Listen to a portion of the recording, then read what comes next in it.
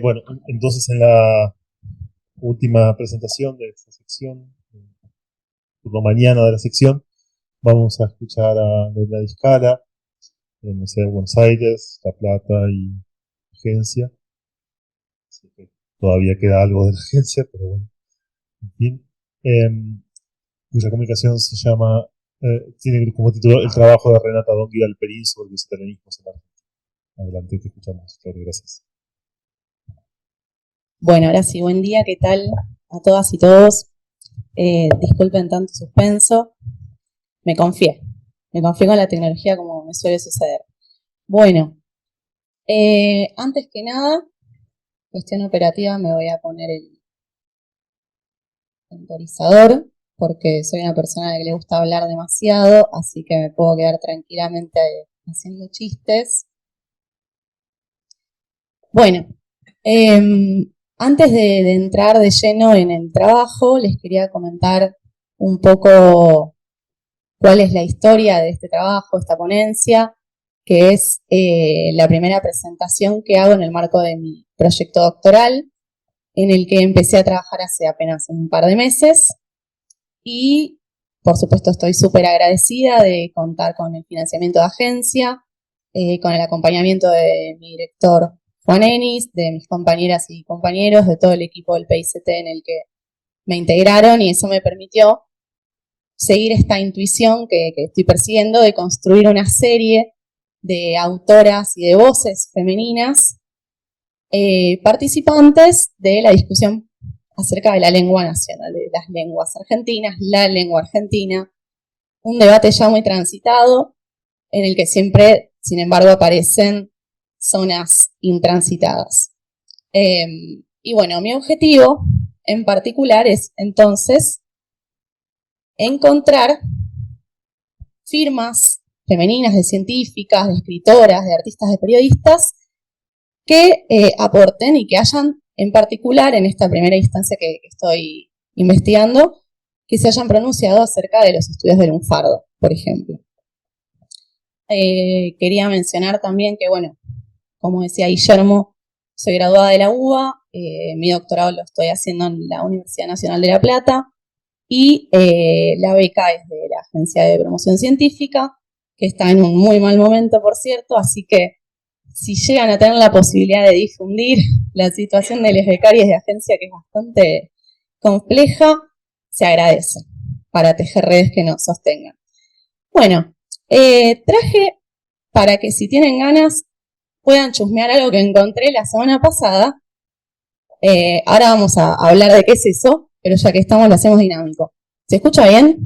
Bien. Bueno, ¿por qué estudiar a esta persona, Renata Dongui Alperín, que si observan el apellido la van a conectar rápidamente con uno de los historiadores más importantes, sino el más importante para muchas personas, Tulio Alperín Dongui? ¿Por qué estudiar a Renata? Bueno, Renata, consultando la web del Instituto de Filología, que cumplió 100 años el año pasado, es recordada como una de las filólogas más famosas del instituto. Sin embargo, en los años que yo llevo buscando materiales sobre el lunfardo, sobre hablas populares y hablas migratorias, no es uno de los primeros nombres que aparecen. Así que bueno, de esto se trata un poco de empezar a traerla más a la discusión. A partir de 1924, Renata comienza a colaborar también como ensayista de la revista Nosotros. Puntualmente en la sección de letras italianas, ahora vamos a hablar un poco de su biografía.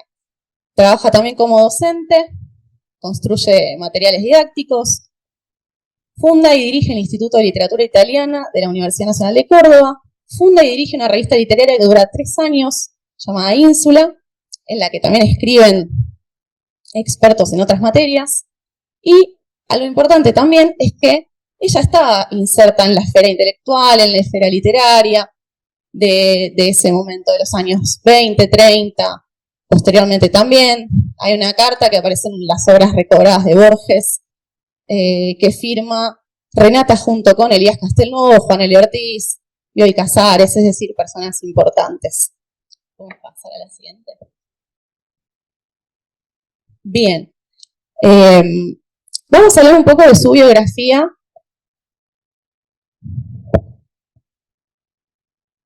Bueno, Renata nació el 22 de abril de 1900 en Silavenia, que es una comuna pequeña dentro de la región de Lombardía, en Italia.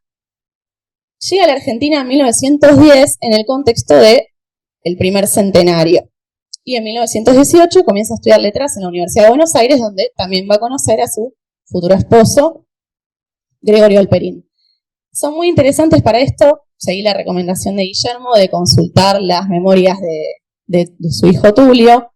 Y hay unos trabajos muy interesantes, en particular el de Silvia Zahita, va recolectando mucho la figura de Renata porque es muy recordada por su hijo. Durante su etapa de estudiante, Renata publica en una revista del Centro de Estudiantes de Filosofía y Letras, para muchos de nosotros, Juan.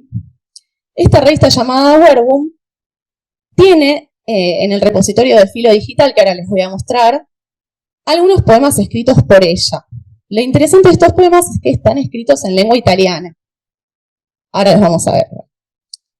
Bueno, en 1925 publica lo que es básicamente el objetivo de este trabajo, que es su contribución al estudio del italianismo en Argentina. De ahora en más vamos a llamarlo contribución. En el 26 nace su hijo, y acá también aparece el motivo por el cual están repartiendo y circulando estas obras que les traje, porque Renata fue una escritora de novelas, de una gran cantidad de novelas, me estoy enterando, y lo interesante para mí es que la primera novela que publica en 1930 no es con su propio nombre, sino con un seudónimo. Es decir que su inicio en la escritura de ficción también se da con un velo, digamos. Después sí, todas las demás novelas son firmadas por ella, entre ellas aparecen las que les acabo de circular.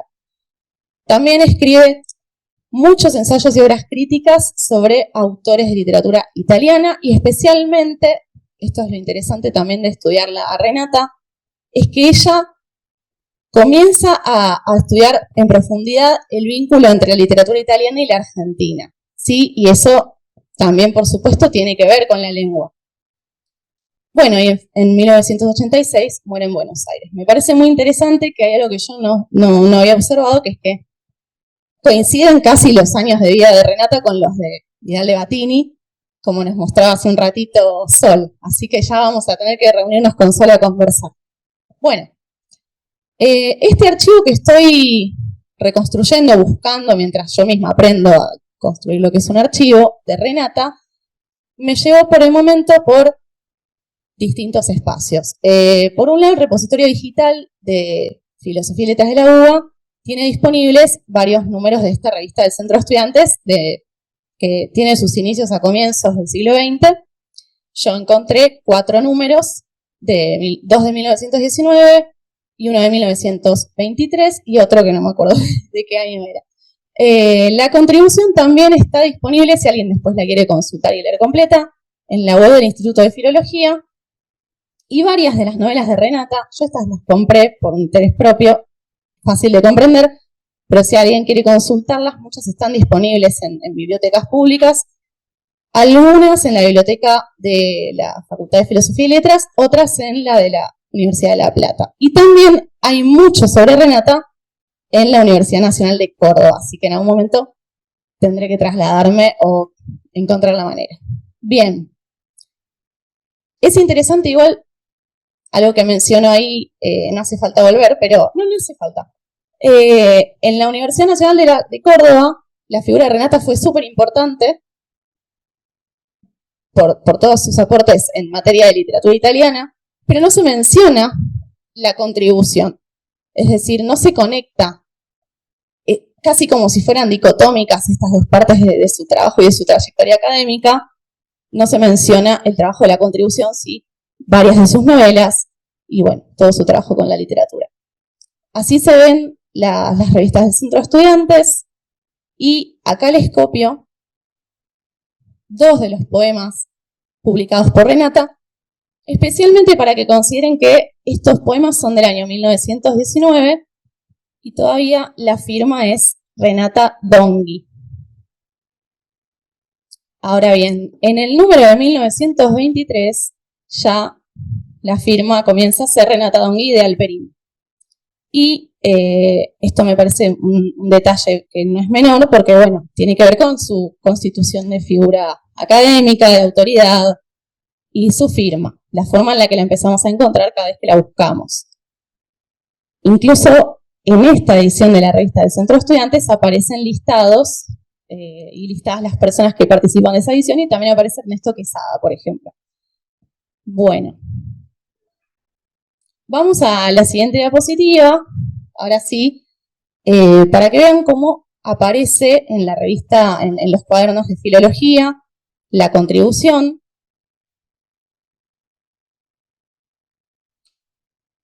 Bien. Algo importante para empezar a ingresar a este trabajo, es muy importante esta parte, tiene que ver con la dirección de Américo Castro. Sí, Américo Castro creo que es un nombre que ya apareció bastante en la mesa de ayer y sigue apareciendo frecuentemente porque, bueno, era uno de estos filólogos españoles que participaron de la dirección del Instituto de Filología. Y en este caso puntual, además, por algo que quiero retomar hacia el final, si llego por lo menos a mencionarlo un poquito, Américo Castro tenía varios estudiantes a su cargo que estaban trabajando y cuando le hacen críticas, por ejemplo, Arturo Costa Álvarez le hace críticas a Américo Castro, una de las críticas que le hace es que está como expulsando a sus estudiantes. Eso lo encontré recientemente en un trabajo de Emiliano Batista que muy gentilmente me acaba de prestar el pendrive. Esto no estaba arreglado, fue casualidad. Y bueno, me parece algo interesante que no puedo agotar en el día de hoy, pero que quiero seguir desarrollando, que es básicamente porque este es hasta el momento el único trabajo de Renata que encuentro que tiene que ver con un estudio lingüístico y científico de la lengua. Di Tullio, en su trabajo La lengua italiana en la Argentina, asegura que, como ven acá en la cita, el primer trabajo estrictamente académico referido al tema que en cuestión son los italianismos, Contribución al estudio del italianismo en la República Argentina de Renata Dongui, discípula de Américo Castro, consigna un repertorio de más de 50 vocablos que ubica en el uso y ambiente y de algunas frases hechas. La autora ubica el italianismo en el registro familiar y vulgar por su procedencia social y lo distingue del lunfardo, que a menudo lo adopta. Es decir, que algo que empieza a aparecer es que italianismo y lunfardo, si bien tienen algunas cuestiones en común, van por sendas separadas. Y es súper importante para el trabajo de Renata marcar esto continuamente. Lo vamos a observar. Algo inicial que podemos decir acá es que Di Tullio señala lo que nosotros vamos a observar en este trabajo, pero la diferencia respecto a estas dos cuestiones lingüísticas tiene que ver con algo estrictamente ideológico, ¿sí? Porque mientras los italianismos son estudiados desde un punto de vista migratorio, como un contacto, el lunfardo sigue siendo atribuido a la jerga delincuente. Por lo tanto, no merece el mismo tipo de tratamiento.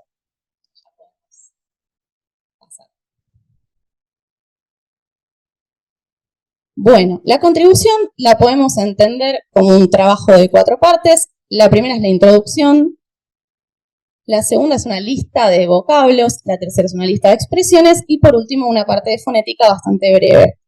La introducción es, desde mi punto de vista y desde lo que yo estoy trabajando en este momento, familiarizándome con los materiales, con las metodologías, la introducción tiene una cantidad de cuestiones a analizar desde un punto de vista de, bueno, por ejemplo, con el concepto de las ideologías lingüísticas, de la glotopolítica, de la historiografía lingüística, riquísimo.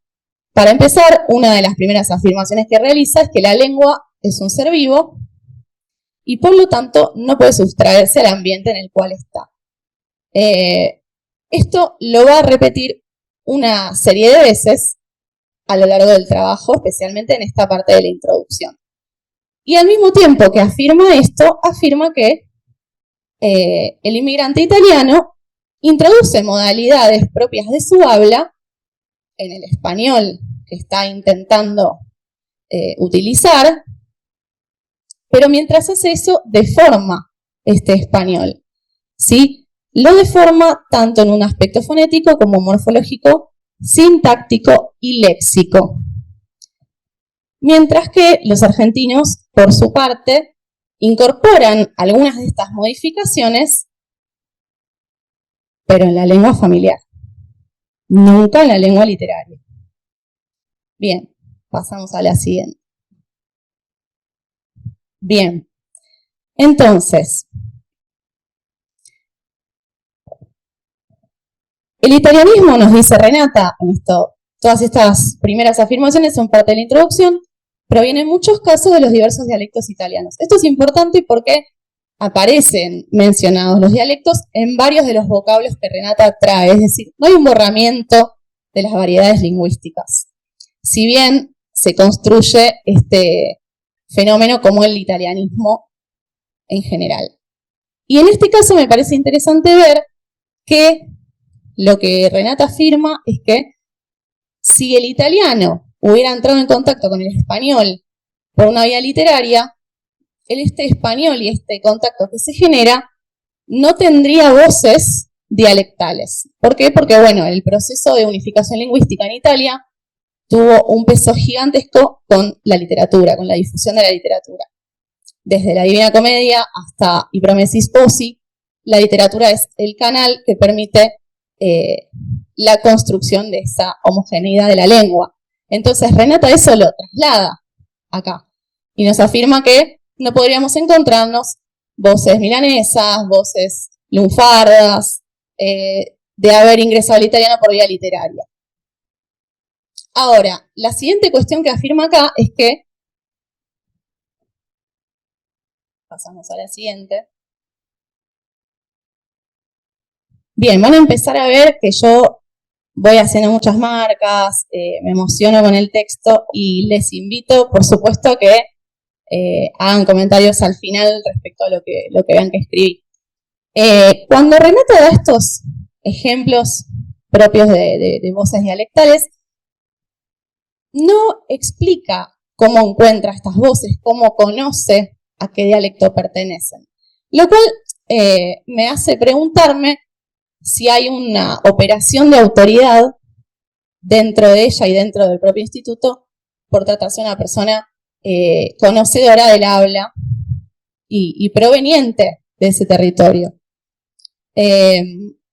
Por otro lado, aparece esta imposibilidad de que el italianismo figure en un registro alto como el literario. Siempre se marca esto repetidamente. Y en este último fragmento hay una mirada esencialista del italianismo como algo familiar y vulgar que no puede salir de esa esencia. Está determinado a siempre estar en esas esferas de uso coloquiales, propias del vulgo, y que hay que evitar además. Hay un higienismo ahí, hay un régimen de normatividad respecto del uso de estas voces que siempre está imperando. Podemos pasar a la otra. Bien. En el punto 6, me salté algunas porque si no íbamos a estar un montón, y ya tengo que ir abreviando. Dadas estas condiciones, el italianismo no constituye un grave peligro para la pureza de la lengua, afirma Renata Donghia Alperín. Y acá me parece interesante empezar a poner en cuestión esta idea de un peligro, ¿no? De cómo cierta parte de la lengua es peligrosa, no solo para la sociedad, también para la propia lengua, la idea de lengua que se tiene, y esta búsqueda de siempre sostener una imagen de lengua pura. También explica Renata cómo va a ubicar estos vocablos en distintos ambientes, porque por más que parezca que yo estoy destruyendo el texto, todo lo contrario, me parece un texto súper importante y valioso. Una de las cosas que hace la autora es decir, yo vengo a hacer cosas que en otros trabajos no se han hecho. Si yo vengo a, en este caso, ubicar estos vocablos en el ambiente de uso, cosa que los diccionarios no hacen, dice Renata. Entonces ella va a proponer que hay un ambiente vulgar, uno familiar, y por último, lunfardo. ¿Sí? Mientras familiar puede ser usado por personas de cierta educación, pero en contextos de mucha confianza, descuidados. Los usos vulgares tienen que ver con las clases populares y como les adelantaba hace un rato, los usos lunfardos son específicamente jerga de delincuentes. ¿Cuáles son los espacios de circulación? Bueno, Del lunfardo se pueden imaginar, esto es algo que viene desde mucho antes, los bajofondos, la gente de malvivir, que sin embargo, acá aparece otra cuestión interesante para observar, están en contacto con la gente del buen vivir, ¿no? Se cruzan por momentos, y en esos cruces es que aparece esta circulación y este momento en el que la lengua no puede evitar, afirma Renata, pasar de un estrato al otro. Así como los seres vivos, así como los seres humanos pasan de una clase a otra, la lengua también. Vamos a pasar a la otra. Y así vemos algunos ejemplos antes de cortar. Bueno, acá pueden ver lo que les decía recién. Acontece con las palabras lo que con los individuos se infiltran en capas sociales distintas a las de su origen. Estas palabras, desechadas por las personas de cierta educación, se llaman vulgares. Sin embargo, no todo lo vulgar es lunfardo. Fíjense cómo es necesario en el trabajo aclarar constantemente que una cosa es vulgar y otra cosa es lunfardo. Incluso que, si bien algunos de los italianismos tienen que ver con el lunfardo, es decir, surgen de esta capa de la sociedad, eso no puede ser cambiado. Fíjense cómo para ella ocurre que una palabra sea vulgar después de haber sido usada hasta en obras literarias. Es como, por eso yo quise hacer un chiste de, aunque se vista de literatura, vulgar queda. Es decir, no se puede cambiar lo que es vulgar o lo que es lunfardo. Bueno, vamos a saltearnos la parte de Arnúi del Valle, que...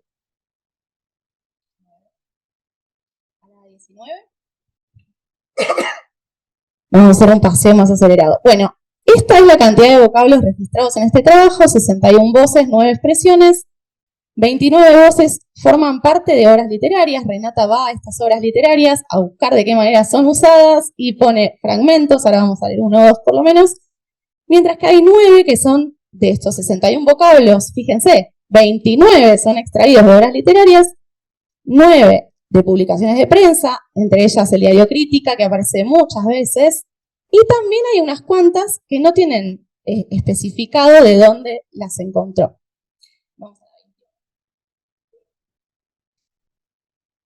Bueno, algunas de estas voces, imagino, las habrán escuchado: bachicha, bachichín, batifondo, enyetar, esbunfio. Fíjense, vamos a bachicha, que está al principio.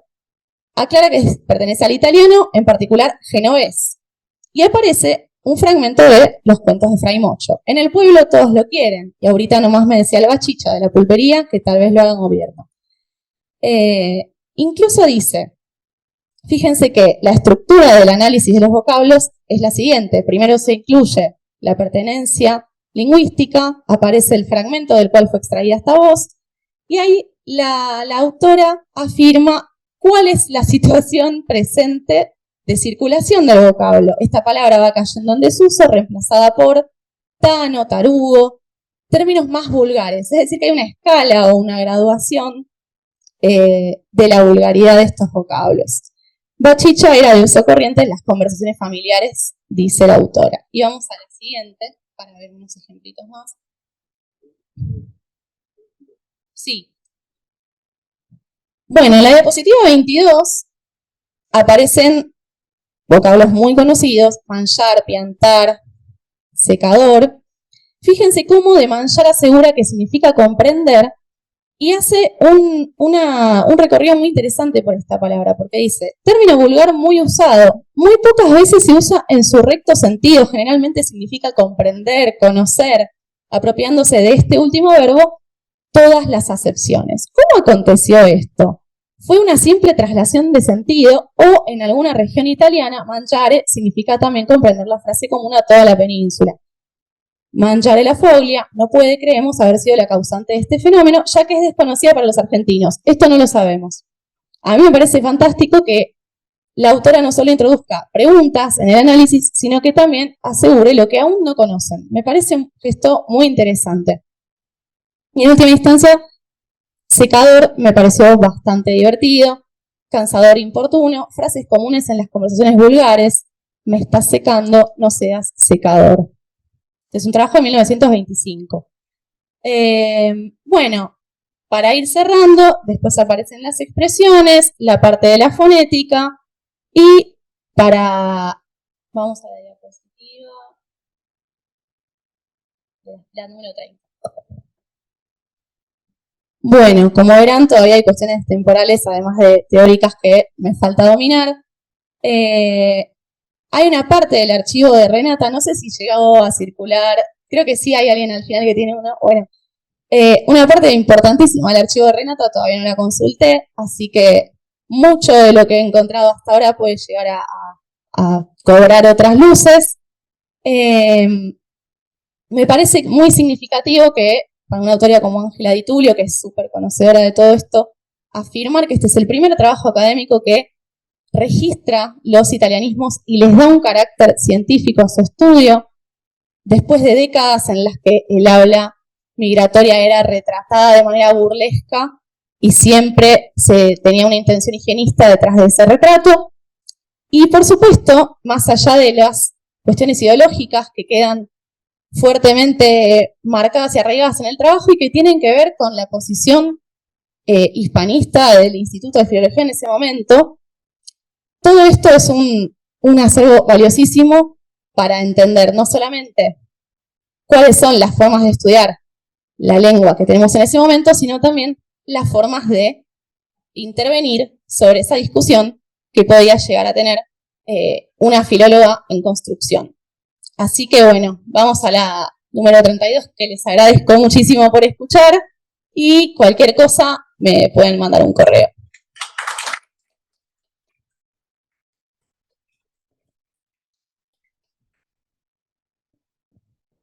Bueno, muchas gracias, Lorena. Estamos ya sobre la hora de terminar la sección, así que no tenemos tiempo para preguntas, pero bueno, vamos a seguir por acá todos, todas, así que es posible conversar. ¿Cómo? No hay problema. Bueno, entonces, si no nos echan, tenemos un par de minutos para hacer alguna introducción, algún comentario, alguna pregunta sobre...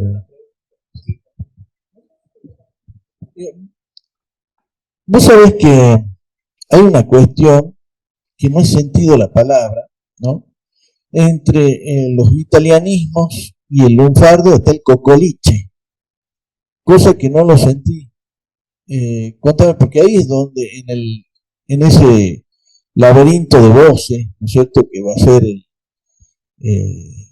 donde van a ir a parar toda esta inmigración muy pobre, ¿no? Fundamentalmente que vienen de tres partes, ¿no? Que es de Génova, de Nápoles y de Sicilia.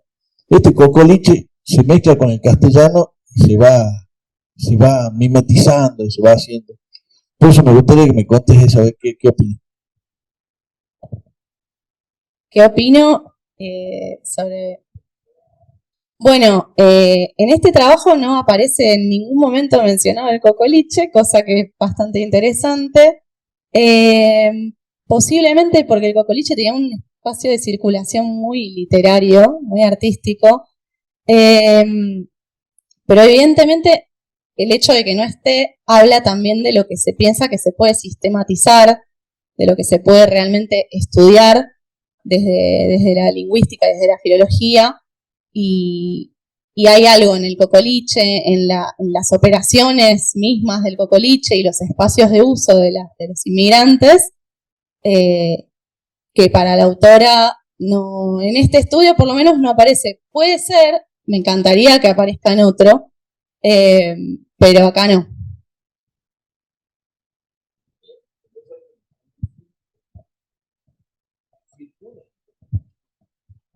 Ahí quizás también una hipótesis puede ser que era un medio un innombrable para ese espacio, porque bueno, está digamos, el cocoliche aparece en la discusión cuando aparece el libro de Abey, tampoco dice demasiado, pero como es el momento en que está circulando la literatura del cocoliche de manera masiva y se la ve llegar ahí, también aparecía como un terreno medio, digamos, difícil de asumir desde el Instituto de Filología, me parece. Es que incluso hay una parte que no les mostré, pero Renata, la autora, menciona muchas veces el lunfardo. Pero aclara al principio que el trabajo no se va a centrar en el lunfardo. Es decir, ella dice, no vamos a estudiar el lunfardo porque no pudimos hacer un trabajo exhaustivo sobre esto, buenísimo. Pero aparece cada 2 vocablos. Entonces, hay una necesidad constante de marcar el límite de lo que se puede usar, de lo que se puede decir, de lo que se puede estudiar, ¿no? Y eso también puede llegar a explicar por qué no está el colcoliche en este trabajo. También porque el lunfardo no solamente se compone del italiano, o sea, a ver, el yiddish, por ejemplo, hace muchos aportes, y por supuesto hasta voces indígenas también entran al lunfardo, o sea, que el italiano uno le calcula un 40, 50% quizás, pero el resto es una melanza, hasta el alemán, no sé, yo tengo palabras lunfardo en alemán, o sea que para mí el cocoliche es más, absolutamente, porque es la mezcla de varios dialectos italianos que se va a hablar en el conventillo, pero no solamente en el conventillo porteño, ¿no? Sino también en los conventillos de las provincias. También acá en Salta, por ejemplo, hay palabras que nacen de un conventillo que estaba, fíjate vos, cuando acá secan un río, que era el río Arias, y se arma la calle San Martín, ¿no? Y ahí se arman los conventillos, ¿no? De Salta. Y mi abuelo tenía varias casitas ahí que alquilaba, y a mí me llevaba chiquito, y mi abuelo le hablaba en italiano a la gente. Fíjate. Mi abuelo era italiano, ¿no? Baldi de apellido. Así que mira, ¿tenés grabaciones de tu abuelo?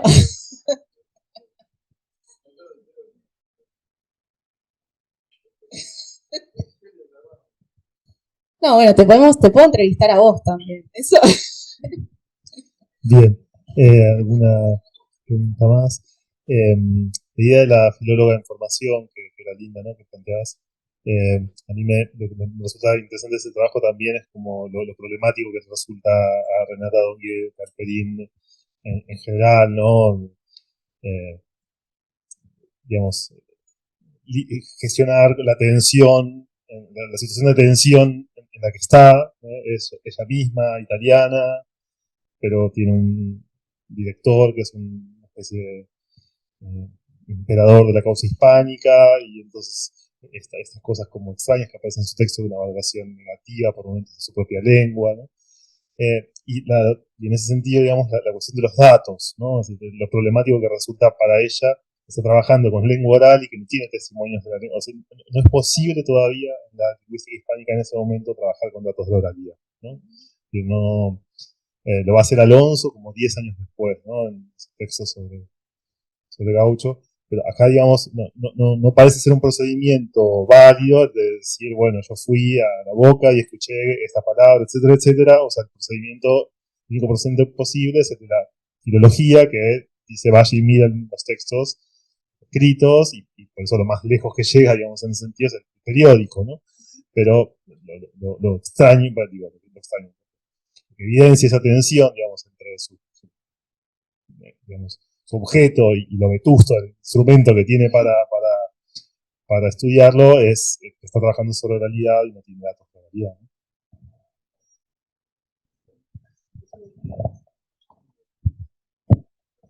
al margen del eurocentrismo, ¿no? Acá en Salta vemos el porteño centrismo. Terrible, ¿no? Tanto en la historia, como en las cuestiones que hacen a la folclorología, ¿no? Por ejemplo, imagínate, el gaucho se supone que es una combinación o un resultante entre el español y el indio. Pero te imaginas vos que tenemos diferentes etnias, diferentes culturas, y acá en el norte, que es uno de los lugares más ricos étnicamente hablando, nosotros actualmente tenemos 3 naciones aborígenes, más de 17 etnias y 14 lenguas, o sea que es un lugar fuerte. El tema del gaucho es fundamental, porque ¿qué pasa? Fue el que peleó acá, porque a él que le mandaban a pelear, digamos. También hay que pensar, negros y gauchos mandaban al frente, ¿sí? Y lamentablemente la carne de cañón que se llama. Y pasó en el sur, fundamentalmente en la zona de San Luis, Mendoza y San Juan, que General San Martín arma su ejército, pero con gauchos también, ¿sí? Gauchos e indios. porque mucha la diferencia no había tampoco. ¿Sí? Por eso yo digo que acá en el norte la palabra gaucho está muy relacionada con la palabra quichua, ¿no? Que es guacho. Y acá se manejó siempre de esa manera, ¿no es cierto? Porque viene de la palabra que es hijo de nadie. Porque justamente el gaucho tenía esa particularidad, que era hijo del patrón y de la india esclavizada, ¿sí? O sierva. Por eso digo, siempre por ahí los mismos filólogos salteños o bolivianos o altoperuanos también que nosotros llamamos, tienen sus concepciones y sus acepciones de la palabra que en Buenos Aires no se conocen, lamentablemente, como así también en la historia, ¿no? Aunque usted no cree en la historia oficial argentina, no nombra a los patriotas altoperuanos y salteños, muchas veces. Muchas gracias a todos.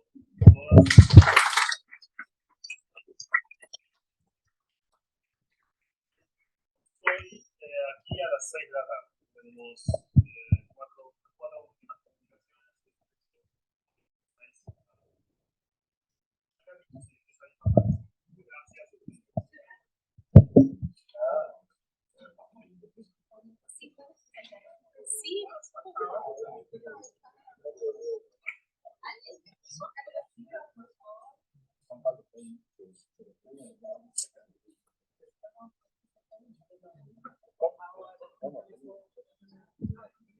Bueno, yo me despido también.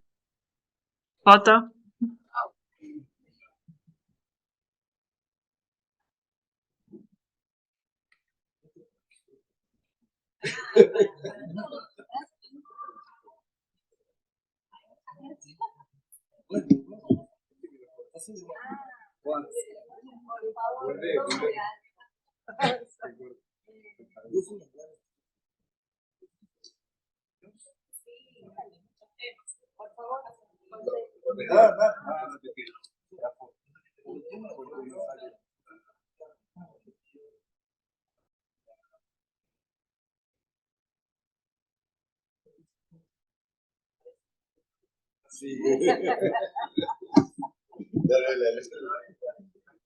Por eso le vaya a contar. Bueno, por ahí la vida queda.